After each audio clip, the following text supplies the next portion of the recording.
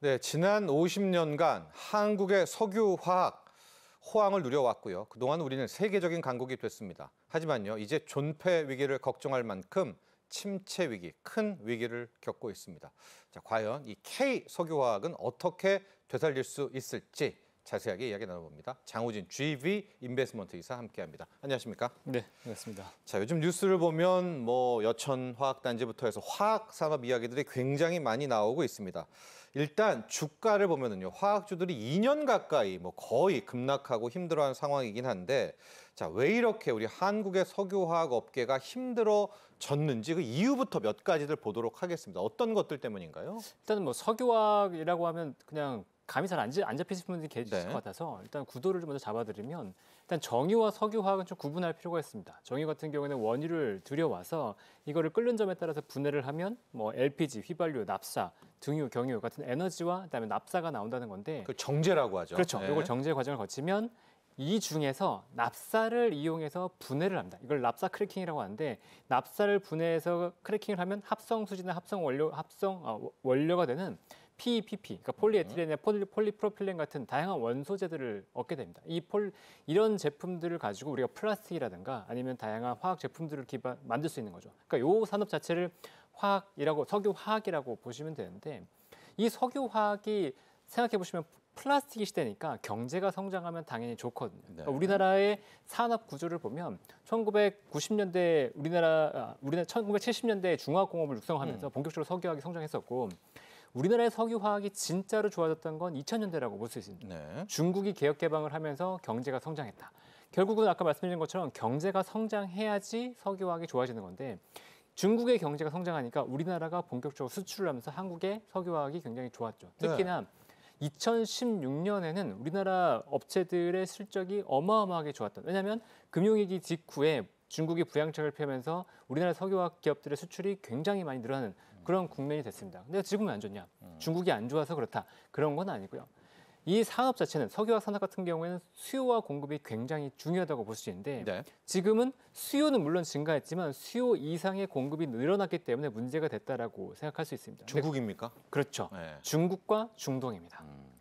중국 같은 경우에는 한국에서 수입해서는 안 되겠다. 우리나라의 자금률을 높여야 되겠다라고 하면서 2010년대부터 본격적으로 이 관련된 석유화학 시설들을 투자하기 시작했고 이게 중국 내부에서 자금률이 100%가 넘어가면서 수출이 되기 시작한 거죠. 그러니까 우리나라 쪽으로도 넘어오면서 우리나라 석유화학 산업에 굉장히 큰 타격을 준 거고 중동 같은 경우에도 원유만 팔면 안 되겠다라고 하면서 석유화학 쪽으로 넘어왔는데 지금 보면 우리나라 아까 납사 크래킹이라고 해서 NCC라고 말씀을 드렸잖아요. 근데 중동 같은 경우는 COTC라고 해서 크루드 오일을 바로 케미컬로 전환시키는 그런 공정을 만들고 있습니다. 그러니까 원유를 수입해가지고 만드는 원유를 수입해서 정제한 이후에 납사를 가지고 크래킹하는 것보다 원유에서 바로 크래킹하는 게 훨씬 더 원가가 좋겠죠. 그러니까 중동 쪽이 원가 측면에서 월등히 좋다 보니까 이 COCC의 등장도 우리나라 산업에 굉장히 큰 타격이 되고 있는 상황입니다. 네, 중국의 과잉 공급, 여기에 중동의 가격 경쟁력, 효율성 이렇게 보도록 하겠습니다.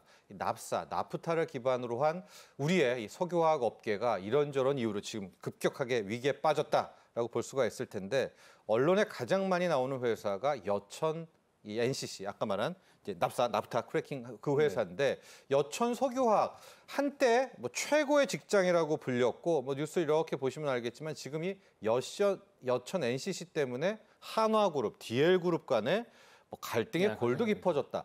일단 여천 NCC가 어떤 회사며 지금 왜 이렇게 논란의 중심이 됐나 여기부터 좀 볼까요? 네, 아까 잠깐 말씀드렸지만 석유화학 같은 경우에는 납사를 크래킹해가지고 원소재를 만들고 그 소재를 기반으로 해서 추가적인 제품들을 만드는 회사들로 나뉠 수 있거든요. 그런데 여천 NCC 같은 경우에는 아까 말씀드렸던 납사를 가지고 크래킹하는 회사라고 보면 되고 여천 NCC 같은 회사가 우리나라 몇 개 더 있습니다. 롯데케미칼이라든가 LG화학, 대한유화, 하나토탈 이런 기업들이 있다고 보시면 돼요. LG화학이랑 이제 같은 회사다. 네, 그렇죠. 비슷한. LG화학은 다양한 산업을 하고 있는데 요 NCC는 정말 NCC 쪽에 집중한 회사다라고 보시면 됩니다. 그래서 여천 NCC니까 여천 산단에 위치한 NCC라고 보시면 되는데 이 회사는 1999년에 설립이 됐어요. 근데 그 당시에 대림그룹과 하나그룹이 5대5로 합작해서 법인을 설립을 했고 당시에 대림과 하나가 가지고 있던 NCC 공장을 합쳐서 법인을 설립했습니다. 그래서 이 회사가 합작해서 진행이 되어 오면서 계속해서 성장을 해왔죠. 안정적인 성장을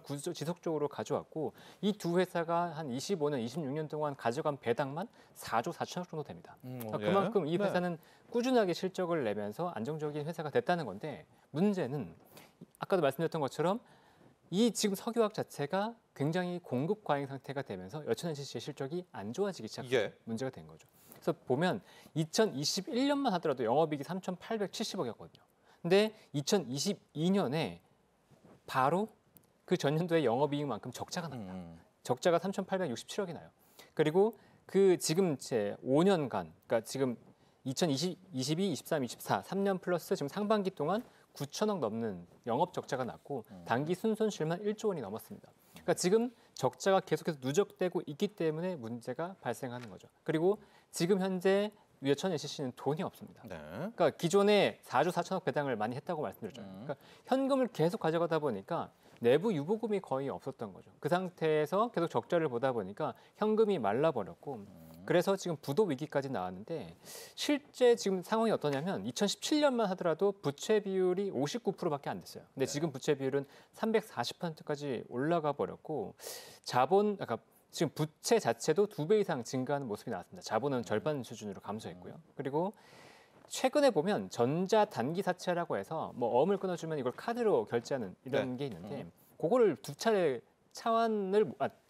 갚지 못했어요. 그래서 차환으로 연기하는 3개월 연기하는 게 있었고 여기에 추가적으로 원료 대금이라든가 임금 지급, 회사채 상환을 필요한 자금이 있는데 8월 21일까지 360억이 필요한데 이 360억이 없어져 부도가 날 위기에 처했습니다. 네, 자 그런데 이사님 이제 국민분들 또 뉴스를 보면서 많이 궁금한 것이 이게 이제 반은 한화솔루션, 한화그룹이고요. 반은 DL케미칼, 우리가 아는 DL그룹, 대림그룹이잖아요. 네. 회사가 힘들어진 거잖아요. 그렇죠. 그럼 둘이 책임을 져야 될 텐데 왜 이 두 기업은 갈등을 벌이는 거죠? 이거 공동 책임 아닙니까? 공동 책임이 있죠. 네. 그래서 원래는 보면 25년 3월에 이 회사, 그러니까 그 여천NCC가 주주배당 유상증자를 합니다. 2천억을 하는데 그 당시 1천억 정도 1천억 넣어서 이제 회생을 하는 거예요. 그때까지만 해도 뭐 협업을 잘 됐었는데 DL이 볼 때 여천NCC가 또 돈이 필요하다는 거예요. 연말까지 지금 3천억이 필요하다. 근데 야, 너네 처음에 얘기할 때 2천억이면 된다고 하지 않았냐, 연말까지? 근데 지금 또 돈을 넣으라고 하니까 DL 쪽에서는 이런 거죠.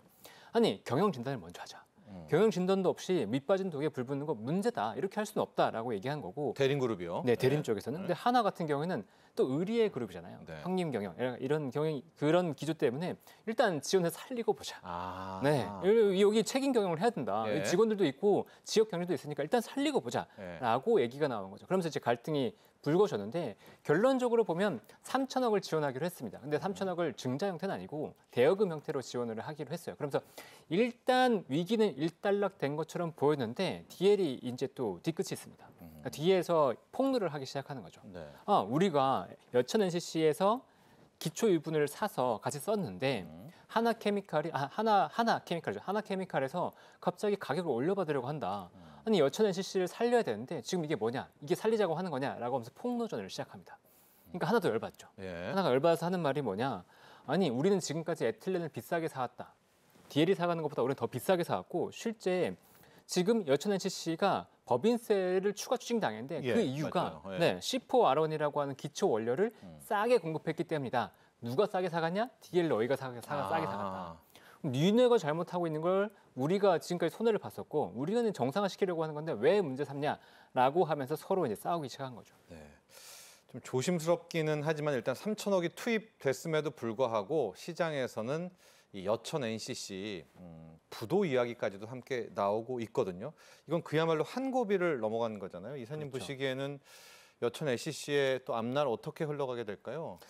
일단은 지금의 고비를 넘겼다고 해서 그럼 다음이 넥스트가 있냐라고 봤을 때 기존까지 석유화학의 어떤 스킨 같은 경우에는 업황에 따라 경기 사이클에 따라서 움직인다라고 하는 게 기존의 이제 설명이었어요. 그러니까 다운 사이클만 잘 버티면 업 사이클에서 우리가 충분히 수익을 크게 낼 수 있다라고 하는 전략이 가능했었는데 지금은 그게 완전히 깨져버린 거죠. 아까 말씀드렸지만 중국과 중동이 오버캐파가 되면서 지금 상황이 안 좋아진 거기 때문에 이걸 버틴다고 하더라도 석유화학 업황 자체가 개선될 거다라고 하는 기대가 쉽게 이루어지기는 어려운 상황이 됐습니다. 만약 코로나 같은 상황이 다시 불거져서 공급망 재편이 그러니까 공급망 이슈가 생긴다고 한다면 일시적으로 화학 가격이 급등하면서 좋아질 수는 있겠지만 그런 상황이 불거지지 않는다고 한다면 현재 상태에서 갑자기 우리나라 석유화학 특히나 기초유분 쪽에서 실적이 좋아질 가능성은 지금 굉장히 낮아진 거죠. 자, 저희가 이제 여천 NCC라는 이 합작 기업으로 이야기를 시작했지만 석유화학, 특히 K석유화학의 어려움은 이 한 회사의 문제가 아닙니다. 지금 웬만한 석유화학 기업들, 공장도 우리가 말하는 가동률 마지노선도 못 지키고 있다면서요? 거의 멈춰 있다면서요? 그렇죠. 그러니까 석유화학 업계에서 보면 60% 정도가 가동률의 손익분기점이라고 얘기를 해요. 그러니까 GP 마진 기준이라고 보고 있는데 롯데케미칼이 이제 PP 폴리프로필렌이 72.8%, PE가 71.7%, 납사 크래킹이 64.6%입니다. 그러니까 GPM 기준으로도 지금 거의 마진이 간당간당한 수준이니까 적자를 당연히 크게 볼 수밖에 없는 상황이고 LG화학도 작년에 78%에서 올해 71.8%까지 내려왔고요. 금호석유화학 같은 경우에도 합성 수지가 지난해 60%에서 지금 57%까지 떨어졌습니다. 여수산단 전체를 본다고 치면 작년에 그래도 한 80% 이상 90% 가까이 됐던 게 돌아갔는데 지금은 1분기에 81.5%까지 떨어졌어요. 전체 산단 같은 경우에. 예. 그리고 아까 여수도 말씀드렸지만 울산과 대산산단, 서산에 있는 대산산단도 있는데 대산산단의 가동률은 지금 30%까지 떨어졌다라고 얘기가 나오고 있습니다. 그만큼 우리나라 지금 화학 쪽에서는 그러니까 특히나 기초유분 쪽에서는 굉장히 상황이 어려운 게 이제 이어지고 있고 아까 여천 NCC의 실적이 적자를 보고 있다고 말씀을 드렸지만 네. 대표적으로 롯데케미칼이라든가 대환유화 같은 경우도 2022년 이후에 영업 적자를 대규모로 기록하면서 굉장히 어려운 모습들을 보이고 있습니다.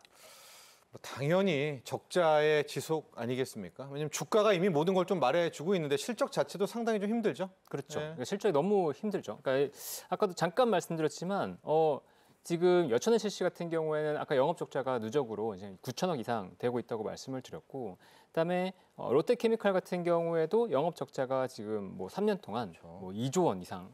롯데그룹 위기설까지 몰고 갔잖아요. 그렇죠, 롯데케미칼이. 롯데케미칼이. 근데 뭐 지금도 마찬가지입니다. 돈을 먹는 하마가 될 거고 네. 여기에서 급격하게 개선될 거라고 보지는 어렵고요. 일단 대한유화 같은 경우에도 몇 천억 단위, 뭐 4, 5천억 정도 수준의 적자를 보고 있기 때문에 지금 우리나라의 어떤 NCC들이 굉장히 어려운 상황이다라는 건 보여주고 있는 거죠. 네. 금호석화 같은 경우에 그래도 타이어가 좀 팔려서 저런 건가요? 금호석유화학 정도가 그나마 실적이 좀 돌아섰네요. 그러니까 금호석유화학 같은 경우는 돌아섰다기보다는 흑자를 많이 보던 게 이제 흑자가 줄어들었다. 예. 많이 줄었다. 그래서 업황 자체는 안 좋은데 그나마 스페셜티 케미칼이라고 해서 아까 말씀드렸던 기초유분이 아니고 기초유분을 기반으로 해서 고부가 가치 화학을 하는 그런 몇몇 기업들은 그래도 실적이 좀 나오고 있는 거죠.